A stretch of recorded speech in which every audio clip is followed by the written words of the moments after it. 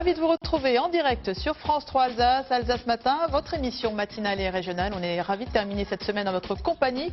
Au sommaire de ce vendredi 27 novembre. Enfin, Sacha Lou, le petit garçon qui n'avait pas de larmes, un livre doux comme une peau de bébé, le livre d'un papa désemparé par la maladie orpheline de son petit garçon.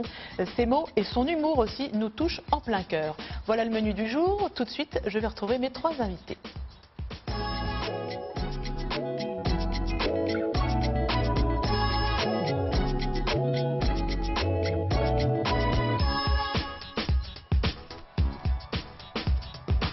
Vous avez d'ailleurs sur ce bureau un trophée remis par ID Alsace il y a à peine quelques jours. Et puis, c'est notre coup de cœur du jour, un très beau livre, Sacha Lou, le petit garçon qui n'avait pas de larmes. Sacha, ce petit garçon, c'est le vôtre, Frédéric Ruby. On est ravis de vous accueillir. Merci. Sacha est né le 22 juin 2011 avec 1 mois et 3 semaines d'avance, mais ça n'est pas sa seule particularité. Qu'est-ce qu'il a exactement, Sacha? Non, donc il a une maladie génétique qui pour le moment est inconnue. Tous les tests génétiques ont été faits, on est toujours dans les recherches, et donc il se traduit par un gros retard psychomoteur, donc il parle pas, il marche pas, et quelques soucis de santé qui ont tendance à s'estomper, enfin à devenir un peu plus parsemés, on va dire. Voilà, en gros c'est ça. Et je vais juste rajouter quelque chose que vous avez dit, un papa désemparé. C'est vrai, ça a été le cas, mais en fait justement aussi qui s'est emparé après de ça. C'est important. C'est peut-être ça qui est le plus important. Exactement, c'est exactement ce que vous faites avec ce livre que l'on va feuilleter ensemble, un très joli livre. Et puis on n'oublie pas Aurélie non plus, parce qu'il n'y a pas qu'un papa pour avoir un petit garçon, il faut aussi une maman. Et c'est Aurélie qui figure évidemment aussi dans ce très très bel ouvrage qu'on feuilletera. Il y a des phrases aussi, choc. Par exemple, je vous en livre une.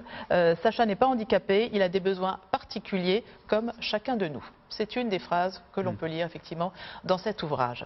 Et puis Sacha Lou, le petit garçon qui n'avait pas de larmes, un livre, je le disais en ouverture de cette émission, doux comme une peau de bébé. Ce livre, vous l'avez publié, Frédéric Ruby, à compte d'auteur. C'est vous, le papa de Sacha.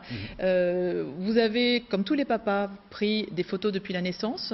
Peut-être pas comme tous les papas, vous avez écrit des petits textes. Et peut-être pas comme tous les papas, vous avez un enfant qui est donc handicapé, qui a une maladie orpheline, et voilà, qui avance à son rythme. Et vous l'accompagnez avec votre compagne Aurélie. Ce livre aurait pu rester juste un album de famille. Pourquoi est-ce que vous avez choisi de le publier à compte d'auteur?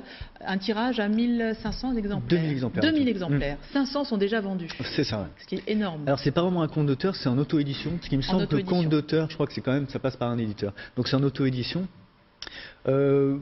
Pourquoi le sortir en fait? Disons que en parlant avec Aurélie, on s'est dit que peut-être c'était bien de partager cette vision, cette façon dont on avait de transformer cette aventure, quoi. Ça a été un peu comme un parcours difficile au départ qu'on a essayé de transformer, et on s'est dit peut-être que ça peut intéresser d'autres personnes. Parents d'enfants handicapés, mais aussi soignants, parce qu'on parle beaucoup du rapport avec le personnel soignant, enfin les médecins. Voilà, qui font complètement partie de votre quotidien et de celui voilà, de Sacha. Voilà, c'est ça. Donc on a dû appréhender un moment, et puis où il y a eu une difficulté à un moment, et comment on a transformé ces difficultés. Donc on s'est dit, ça paraît une évidence d'essayer de montrer une autre vision des choses qui est un peu optimiste, et de montrer une autre vision de la différence en général, quoi. Voilà, et vous dites, Sacha n'est pas anormal, il est extraordinaire. Ça donne le ton, et je trouve ça vraiment très joli. On va continuer, hein, on va regarder surtout les photos aussi, qui illustrent ce très bel album. Mais auparavant, on va faire un petit point sur l'actualité régionale, comme 19h, et à midi, c'est Marie Edman que vous retrouverez pour l'édition de la mi-journée. On reparle de ce très beau livre dont on vous parle depuis ce matin. C'est quand même un comble pour un enfant qui est né en avance d'avoir du retard. Le ton est donné, votre ton, Frédéric Ruby, est percutant. C'est vrai que ça fait sourire. La réalité, évidemment, on le fait un petit peu moins. Cet humour, c'est votre force? C'est notre force avec Aurélie, hein, c'est pas que la mienne. Oui, en fait, c'est un moyen de parler de choses dont on ne parlerait probablement pas si on n'en riait pas. Dans le gène, il n'y a pas que du plaisir. Voilà, vous dites ça aussi. Alors ça, je crois que c'est pas... Elle est de moi, celle-là ou pas? Ah bah je sais pas, elle est dans votre livre. Alors moi, chaque fois, j'ai l'impression de dire du déproche. Oui, mais parce que j'ai cité des amis aussi. D'accord, très bien. J'ai peut-être pas tout regardé, effectivement. C'est peut-être une citation, je sais plus après. C'est pas très important d'ailleurs, en fait. Qui a dit quoi? Ce qui est important, c'est effectivement dans la gêne, il n'y a pas que du plaisir. Ouais, l'humour, ça permet vraiment effectivement d'aborder des sujets difficiles, tabous. par moment dans notre société. La différence, quelque chose dont on n'ose pas trop parler, même au sein des familles ou des choses comme ça. Donc ça permet d'en parler, de dédramatiser, tout en parlant quand même sérieusement des choses. C'est l'idée, quoi. Parce que la réalité, elle est quand même là. Le quotidien de Sacha, qui a 4 ans et demi aujourd'hui, c'est quoi? Le quotidien de Sacha, il a... Et le vôtre, par la même occasion? Oui, bien sûr. Déjà, celui de Sacha, c'est qu'effectivement, pour le moment, il ne parle pas, il ne marche pas. Il est suivi, donc il a beaucoup de suivi, kiné, orthophonie, enfin tout ce qui peut aller. C'est un quotidien qui est assez au ralenti quand même, hein. Les problèmes de santé sont nettement calmés, parce qu'on a passé à peu près 7-8 mois sur ces 4 ans et demi, 7-8 mois à l'hôpital. Pas en condensé, hein, à plusieurs reprises. Et donc ça a tendance nettement à se calmer. Il a toujours des passages de douleur ou des choses comme ça, mais ça s'est nettement amélioré. Après, maintenant, ce qu'on appréhende aussi, c'est le handicap dans la longueur. Parce que à chaque fois, il y a des nouvelles choses qui se présentent. L'écart avec les autres enfants se fait de plus en plus grand. Donc c'est une perpétuelle, une initiation ou un perpétuel chemin en fait. Et ça, ce livre, c'est une partie du chemin jusqu'à ses 4 ans, on va dire, quoi. Voilà, un carnet de voyage dans le monde du handicap, voilà, sa violence, sa vie à crédit aussi, hein, parce que ça coûte cher, il faut le dire, ça aussi. Oui, ça, on s'en rend de plus en plus compte.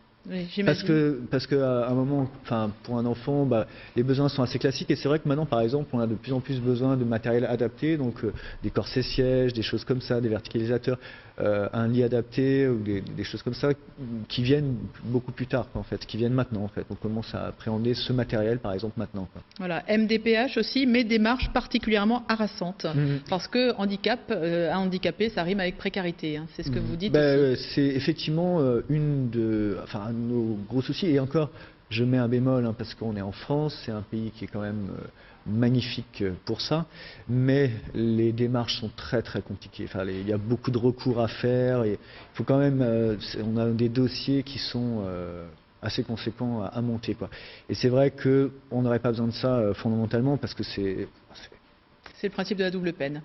Voilà, c'est un peu ça, effectivement. Ce livre est magnifique, vraiment, on vous le recommande. On le trouve dans certaines librairies à Strasbourg. Alors, dans certaines librairies, je les remercie, hein, qui ont joué le jeu. Il y a la librairie Kléber, Quai des Brumes, la Bouquinette, au Bonheur des Livres, et à Schiltigheim, à la librairie Totem. Voilà, et sur le site internet semeurdetroubles.fr. Alors, c'est boutique.semeurdetroubles.fr. S'il y a une boutique avec un paiement sécurisé en ligne, parce qu'effectivement, comme il est auto-édité, il n'y a pas tellement de diffusion, donc c'est très important pour nous de pouvoir le diffuser par nous-mêmes. Voilà, un livre important et qui permet aussi d'ouvrir la parole et le dialogue. C'était aussi Schmider qui nous invite à partager une voiture et donc à marcher un peu plus aussi.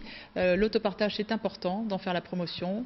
Exactement, hein, donc, et encore plus en cette période de marché de Noël, puisqu'on va fermer les stations du centre-ville, donc les habitants de la grande île devront aller chercher les voitures un peu plus loin, à l'extérieur, hein, donc on a repositionné les voitures et on en a profité pour ouvrir une nouvelle station à Batelier. Voilà, merci beaucoup d'être passé nous voir. Et puis, Frédéric Ruby vous embrasserait bien fort Sacha Lou et Aurélie. On vous recommande ce très bel ouvrage qui parle de handicap, sa réalité. Qui fait marcher aussi, qui fait cheminer. Qui fait marcher et cheminer, mais effectivement, c'est un autre type de chemin. C'est très joli, vraiment, vous êtes très doué, effectivement.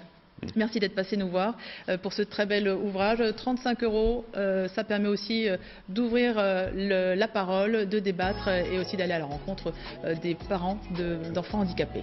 Merci beaucoup à tous les trois d'être passés nous voir. On se retrouve à 9h50 lundi matin. D'ici là, passez un excellent week-end sur France 3 Alsace, bien sûr.